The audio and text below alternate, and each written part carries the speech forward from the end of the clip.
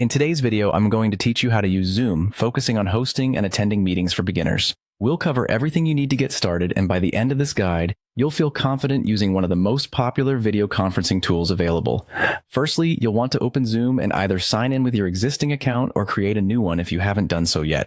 It's free to create an account, and you'll just need an email address to get started. Once you're signed in, the next step is crucial: downloading and installing Zoom on your PC. Head over to zoom.us, and there you can easily find the download link. Just follow the prompts to install it on your computer. This setup process is relatively straightforward, but if you encounter any issues, Zoom's website offers detailed troubleshooting guides that can help you out. Now that you've got Zoom up and running, it's time to host a meeting. On the main screen, you'll find an option labeled New Meeting. Click on it, and you'll be presented with some choices for your video and audio settings. Decide whether you'd like to turn your video on or off for the session, and select your preferred audio settings. Once that's set, you'll want to invite participants to join you. Click the Invite button to generate a meeting link or ID, which you can then share with your colleagues or friends. This makes it easy for anyone with the link to join in on whatever device they're using.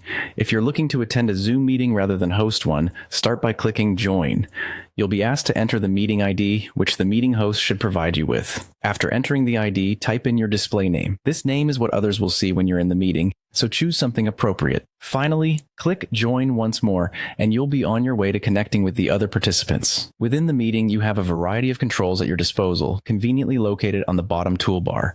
Use the mute or unmute button to toggle your microphone on and off. This is perfect for ensuring that background noise doesn't interrupt the session. You can also start or stop your video, allowing you the flexibility of joining with or without your camera. If you need to share content with others in the meeting, the share screen button is incredibly handy.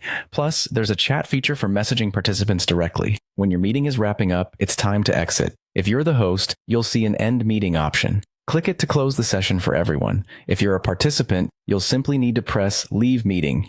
And with that, your connection will end. With these steps, you're all set to navigate hosting and attending meetings on Zoom with ease.